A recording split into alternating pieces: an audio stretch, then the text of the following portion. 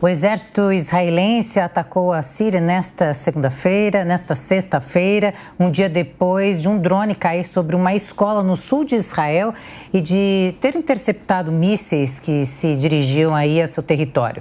Vamos falar mais sobre o assunto com o professor de Relações Internacionais no Centro Universitário de Brasília e do Instituto Brasileiro de Ensino, Danilo Porfírio de Castro Vieira. Bom dia, professor. Seja muito bem-vindo aqui ao Jornal da Manhã. Bom dia, Elisângela. Bom dia, Marcelo. Bom dia aos espectadores. Professor, se Israel fosse usar todo o seu poderio aí de força militar e tudo mais, essa guerra já tinha acabado, porém com consequências, vamos dizer assim, ainda mais graves? Talvez a guerra não teria acabado, Elisângela. Talvez se intensificado e se regionalizado, não é? Nós temos que entender que a ação hoje que advém do norte, vamos dizer, da fronteira norte com Israel, que são essas ações propriamente na Síria e no sul do Líbano, tem a finalidade de fragmentar vamos dizer, a mobilização israelense. Tentar, de alguma maneira, fazer com que Israel não concentre as suas forças militares, as suas forças armadas, na região da faixa de Gaza. É por isso esses ataques vindos do sul do Líbano, vindos o quê? Da Síria. O intuito é dispersar, né? É dispersar. E volto a insistir. A ação de Israel na Síria e a ação de Israel contra o Hezbollah, na verdade, é um recado, é uma resposta de uma guerra com uma sutileza. A gente chama isso de guerra proxy, né? Guerra por procuração, que é uma resposta especificamente ao Irã, porque o Irã aqui articula por trás dos bastidores, articula dando apoio. Não nos esqueçamos que aquelas forças do Iêmen, né, vamos dizer, da resistência Houthi, ela é, na verdade, um movimento de resistência no Iêmen apoiado pelo Irã. Inclusive, é uma força de natureza xiita, que é apoiada pelo Irã. Então, a ação de Israel, em princípio, aqui é resolver um problema doméstico sério, e os americanos, inclusive, estão na região para advertir o Irã a não agir além do que ele está agindo, porque, do contrário, teríamos complicações sérias dentro da regionalidade do Oriente Médio. Professor, claro que nós estamos já chegando aí, o conflito vai se prolongando. Dá para ter uma leitura, de fato, o que motivou o Hamas? Muito se fala em Israel, né? Porque o país foi surpreendido, o governo, 3 anos de uma tentativa de negociação e, de repente, vem um atentado como esse e a inteligência de Israel, que sempre é reconhecida mundialmente, não agiu, não entendeu. Passados aí praticamente 2 meses, o que o senhor faz dessa leitura? O que motiva esse ataque? Aonde podemos chegar em relação a tudo isso? Temos aqui várias questões, Marcelo, que devemos pontuar. A primeira delas, obviamente, foi um ineditismo, né? Foi uma mudança de paradigma de ações. Nós temos 3 movimentos envolvidos, contando com o Hamas, né? Então temos o Hamas, que é um movimento de insurgência política. Eu sempre tenho que tomar esse cuidado, Marcelo, de falar o que é insurgência. Insurgência é insurgir contra alguém, contra uma ordem. O Hamas nasce para insurgir contra o Estado israelense, contra Israel. Ainda mais com a fraqueza da autoridade palestina, liderada pelo Al-Fatah, e pelo quê? Pelo fracasso do processo de criação de um Estado palestino, oriundo lá do tratado, lá do Acordo de Oslo, na década de 90. Então, o Hamas surge em função da fraqueza, da corrupção, da incompetência da autoridade palestina e, obviamente, da falta de ação de Israel de o quê? Implementar vamos dizer, os objetivos do Acordo de Oslo sobre a criação de um Estado palestino. E o Hamas é um movimento sunita, é um movimento político de Islã político, ou seja, a causa não é propriamente palestina, a causa é uma causa religiosa, vinculada ao quê? A uma visão de Islã político, aonde Israel representa a presença ilegítima do Ocidente em solo sagrado do Islã. É por isso que eles falam, vamos varrer Israel do mapa ali. Temos o movimento Hezbollah, um movimento também de insurgência xiita, que tem uma força política muito forte no Líbano e é tradicionalmente apoiada pelo Irã. E temos um outro movimento que se associou, né? Todos utilizam do recurso terrorista, eu gosto de usar aqui movimento jihadista, mas nós temos um terceiro movimento, que é o movimento da Jihad Islâmica, que é sunito-wahhabita, é super conservadora e no final da década de 90, início dos anos 2000, se articula e chega a se fundir com a Al-Qaeda. Então, são três movimentos que têm o quê? Ideologias, visões diferentes que se articulam, mas em função do quê? De uma cabeça maior, de um quê? Vamos dizer, de um establishment o quê? Oculto, que é o Irã. Irã que quis redesenhar, ou melhor, transformar um desenho que estava sendo implementado pelos americanos no Oriente Médio em caos. Ou seja, a aproximação de Israel com o mundo sunita, especificamente com os países do Golfo e a Arábia Saudita. Então, vamos ver aqui a suspensão por tempo indeterminado de um tratado, né, de um acordo de paz e de relações comerciais que a gente chama de Pacto Abraâmico, no qual o fechamento seria um acordo com a Arábia Saudita. Então, o Irã, ele bagunça ali o palco, né, o tabuleiro de xadrez que é o Oriente Médio.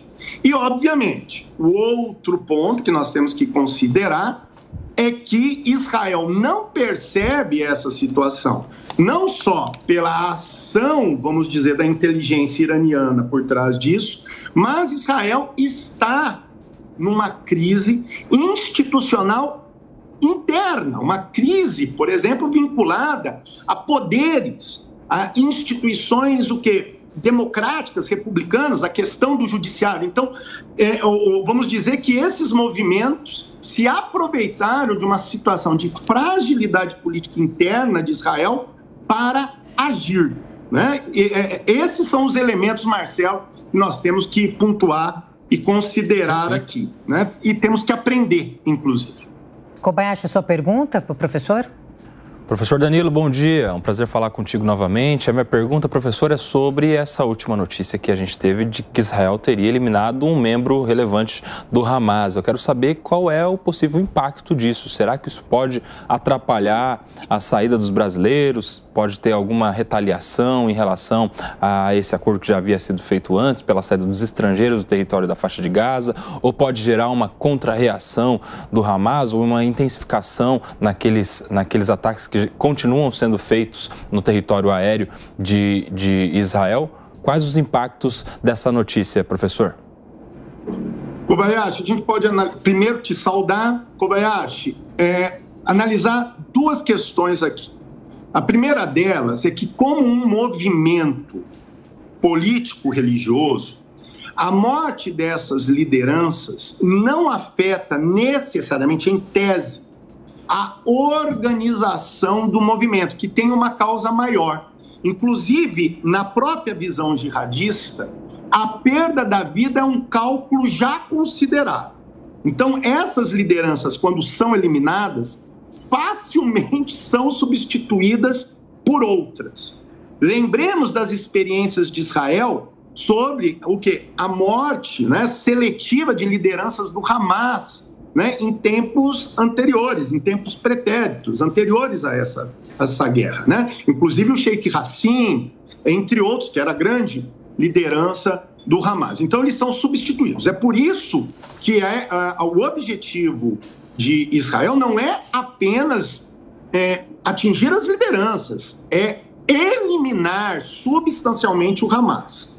E o que nós estamos percebendo com a invasão israelense, essa contraofensiva israelense, em resposta à ação bárbara do Hamas, né, no início desse conflito, né, é que o Hamas está já demonstrando esgotamento das suas forças. Ele está realmente numa situação defensiva.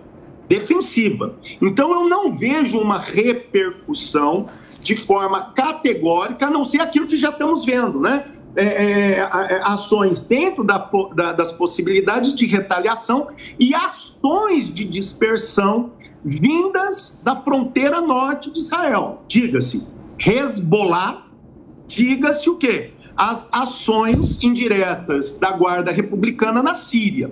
Então, esses são os pontos. Sobre a repercussão da saída de brasileiros, eu acredito que agora, depois de tanta polêmica, vai o quê? Já vimos uma abertura para a saída. Creio eu que essa abertura pela fronteira sul de Gaza com o Egito não será, pelo menos a curto prazo, interrompido radicalmente. Então, nós vamos ter aí o quê? Um fluxo para tentar resolver essa situação. E no caso do Brasil, ainda mais em função dessa situação da suspeita aí de infiltrados do Hezbollah no Brasil e a busca de agremiação de pessoas aqui no Brasil. Professor, eu queria saber sua análise e opinião a respeito das negociações em relação aos reféns. Eu sei que o Egito e o Catar estão envolvidos aí entre Israel e o grupo terrorista. Essas negociações me parecem um pouco obscuras, né? O que seria para poder, então, o que seriam essas negociações para poder, então, libertar alguns reféns, né? Eles pediram em torno de 10 a 15 pessoas ali, o Egito e o Catar. Essas negociações, desde o início, quando liberaram alguns, né? O que pode ser essa negociação, professor? O modus operandi desses movimentos, Elisângela, é sempre buscar sequestrar, apreender cidadãos e militares israelenses no sentido de barganhar, vamos dizer, um cessar-fogo ou, quiçá, uma manutenção de sobrevivência do movimento.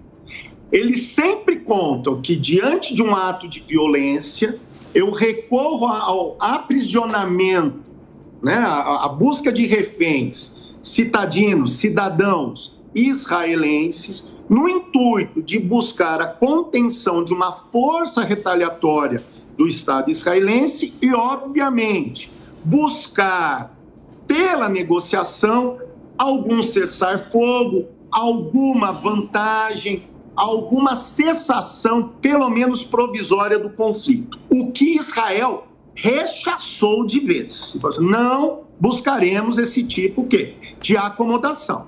A presença israelense é para dar fim ao Hamas, é para dar fim a essa ameaça. Ponto final.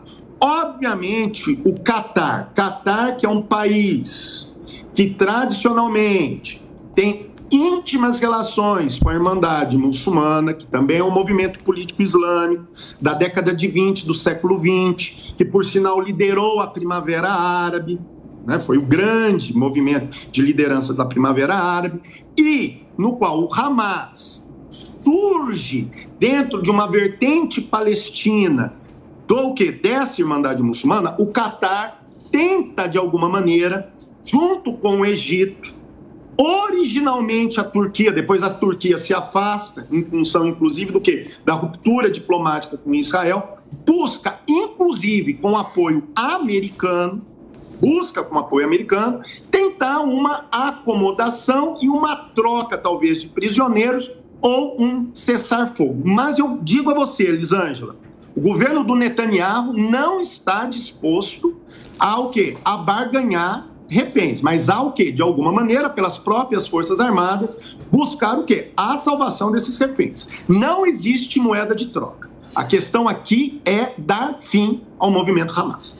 Professor, eu queria resgatar um ponto que o senhor colocou, a pergunta que foi do Kobayashi, na saída dos brasileiros, e o senhor falou a respeito daqueles dois jovens que foram presos, eles voltaram, inclusive, um do Líbano e tal. Até que ponto nós poderíamos ter células aqui no Brasil ou na fronteira, ali, a região, muito se fala, né, do Paraguai, e até que ponto poderia acontecer mesmo um atentado aqui, e se isso, né, o fato de dois serem presos, acaba dificultando a saída dos brasileiros lá. Queria entender também se o senhor avalia isso. Ótimo. Então, primeiramente, né, só lembrando que o movimento Hezbollah já havia alegações, já no governo Trump, Marcelo, da presença do Hezbollah na tríplice fronteira. Você deve se lembrar disso, Elisângela e Marcelo, que no governo Trump chegou-se a cogitar, né, vamos dizer ali, células terroristas dentro da tríplice fronteira, com ligações com a Venezuela, com ligações com o narcotráfico. E aí o quê? Essa situação se arrefeceu, porque o que nós temos que entender? O Hezbollah é um movimento de insurgência, ô Marcelo, que surge na década de 80 para responder a dois movimentos. Primeiramente, a consolidação do regime xiita no Irã, que busca expandir o seu modelo para o arco xiita, e a invasão israelense no sul do Líbano na década de 80, mostrando que o Estado libanês era um Estado fraco. O Hezbollah é um movimento que nasce como um movimento assistencial, nasce como um movimento de apoio, de financiamento de bolsa de estudos em escolas islâmicas, e depois se torna em um movimento político decisivo até hoje no Líbano. Tanto que o primeiro-ministro do Líbano é sempre indicado pelo Hezbollah. E, obviamente, tem um braço armado que tradicionalmente sempre foi forte, se voltava contra Israel, mas que se fortalece com a guerra da Síria, que com apoio de russos e com apoio de iranianos, ele vai ter o quê? Um papel decisivo no combate do ISIS, obviamente no território sírio. Voltando ao Brasil, o Hezbollah tem uma presença muito forte, sim, na tríplice fronteira, porque nós temos uma comunidade libanesa xiita muito forte. E ela justifica a sua presença ali na arrecadação de um dever islâmico chamado a zakat, a contribuição. Então, todo muçulmano, ao final do ano, tem que pagar 2,5% de contribuição sobre os seus rendimentos para que o quê? Esse recurso seja utilizado para fins assistenciais. E o Hezbollah assume esse papel de arrecadação e financiamento. E a alegação dos americanos era o quê? Não, eles estão usando esses recursos para o quê? Para armar o Hezbollah. Então, esse é o funcionamento do Hezbollah. Nossa preocupação aqui é que nós já tivemos, Marcelo, problemas muito sérios de ações terroristas contra a comunidade judaica na América Latina. Lembre-se de atentados terroristas acontecidos na década de 80 e 90 contra a comunidade judaica em Buenos Aires, na Argentina. Então, a preocupação é que, diante dessa realidade, o Hezbollah vise pelo Brasil, pelo Paraguai ou pela Argentina, o quê? Agremiar pessoas para o quê? Trabalhar com ações jihadistas, com ações terroristas, de soldados solitários contra o quê? As comunidades. Eu não vejo de forma direta a comunidade judaica brasileira, mas a comunidade judaica argentina, historicamente, sempre foi vítima de ações, inclusive apoiadas pelo Irã. Contra a comunidade judaica. Sobre a questão da dificuldade da saída de brasileiros, eu não entendo que esse caso em específico seja o quê? Um problema de retirada de brasileiros na faixa de Gaza. Inclusive, nós temos que lembrar que quem advertiu a Polícia Federal desse fato foi o Mossad, que é o quê? O serviço de segurança, né? O serviço de inteligência israelense, que advertiu, olha, existem pessoas que estão o quê? Estão a serviço do Hezbollah. Então, pelo contrário, o que me parece é que Israel está tentando o quê? De alguma maneira, uma aproximação uma aproximação, mesmo com todas as polêmicas institucionais envolvendo o ministro da Justiça, mas uma aproximação o quê? Das ações políticas com o Brasil. Não vejo problema de afastamento aqui, não. Muito bem, Kobayashi, a sua pergunta? Professor Danilo, eu quero mudar de assunto, claro, dentro desse tema da guerra, que é para falar sobre a visita do secretário norte-americano, Antony Blinken, que fez a autoridade palestina, ao Mahmoud Abbas, e depois, numa tentativa de encontro com o presidente turco, que acabou não acontecendo, foi recebido pelo chanceler.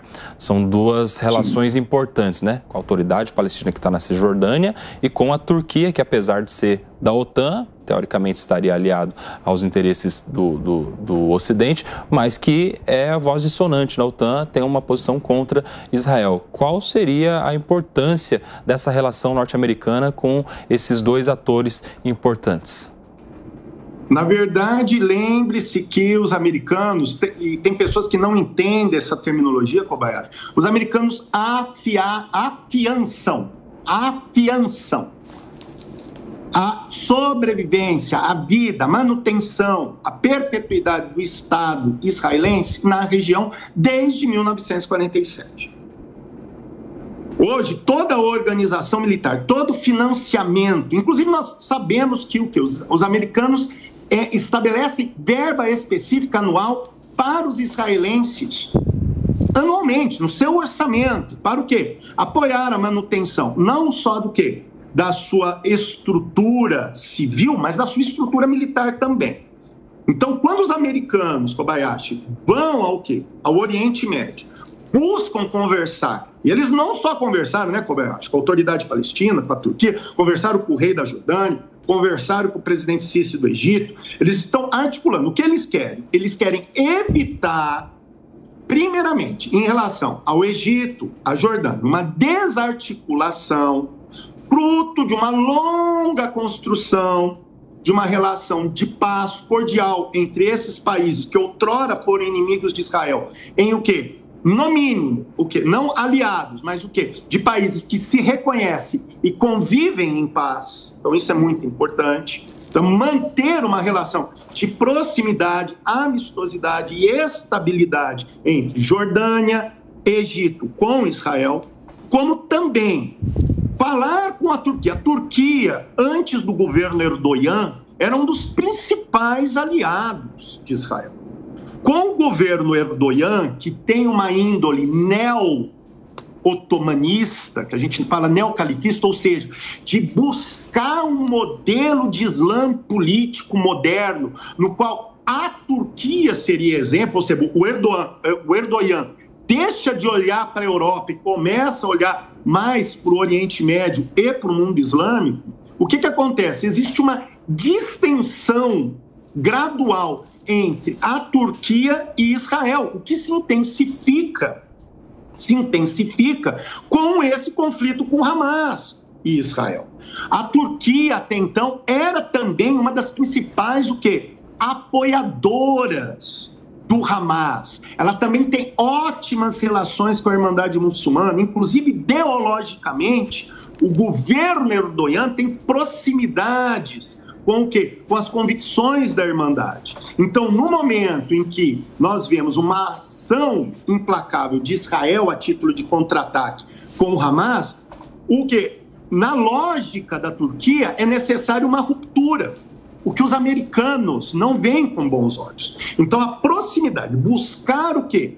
Uma visita com o quê? O chanceler da Turquia é uma forma de tentar dialogar uma reaproximação e uma estabilidade relacional entre Turquia e Israel, restaurar as boas relações. Enquanto que com o Hamas, com o presidente Abu Abbas, nós temos que entender, Mohammed Abu Abbas, nós temos que o quê? Entender que o que nos parece é que os americanos não aceitam, após o fim do conflito da faixa de Gaza, uma ocupação por tempo indeterminado da faixa de Gaza por parte de Israel, nem o quê? Uma ocupação permanente, e já cogitam uma articulação da restauração da legitimidade política da autoridade palestina, governada pelo Al-Fatah, que hoje só tem o quê? Voz na Cisjordânia. Então, uma restauração de legitimidade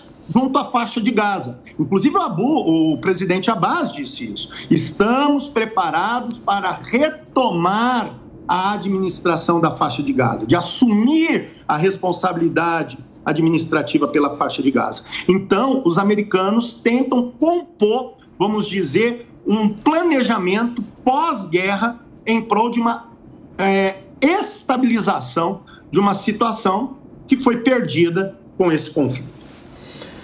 Professor, eu queria que o senhor falasse um pouco também sobre a diplomacia, né? Nós já temos um conflito acontecendo que fica agora totalmente coadjuvante, mas também uma situação extremamente delicada, né? A Rússia, a invasão à Ucrânia, agora esse conflito, né?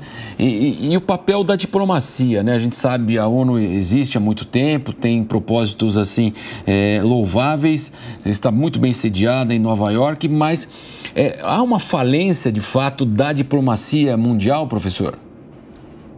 O desenho da ONU, Marcelo, é um desenho que me perdoe aqueles amantes do direito internacional, público e privado. É um desenho já obsoleto, Marcelo. O desenho da ONU é um desenho pós-Segunda Guerra Mundial ainda. Quem senta e decide no Conselho Permanente de Segurança, nas cadeiras permanentes do Conselho de Segurança da ONU, são ainda o quê? Lideranças que foram constituídas no pós-Segunda Guerra Mundial. Então, estou falando dos Estados Unidos, eu estou falando da Rússia, estou falando da China, estou falando da Inglaterra, estou falando da França.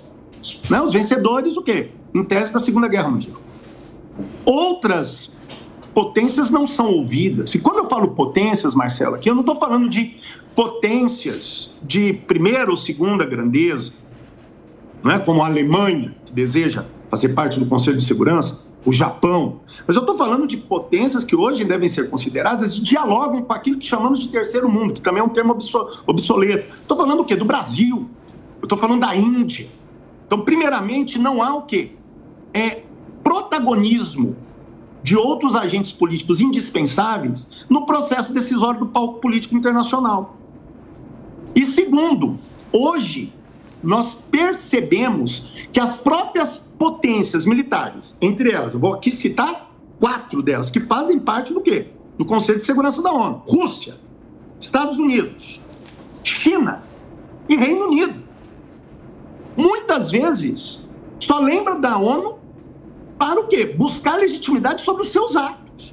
Do contrário, a ONU é preterida. Então, a ONU, hoje, perdeu um protagonismo. Ela necessita ser revista.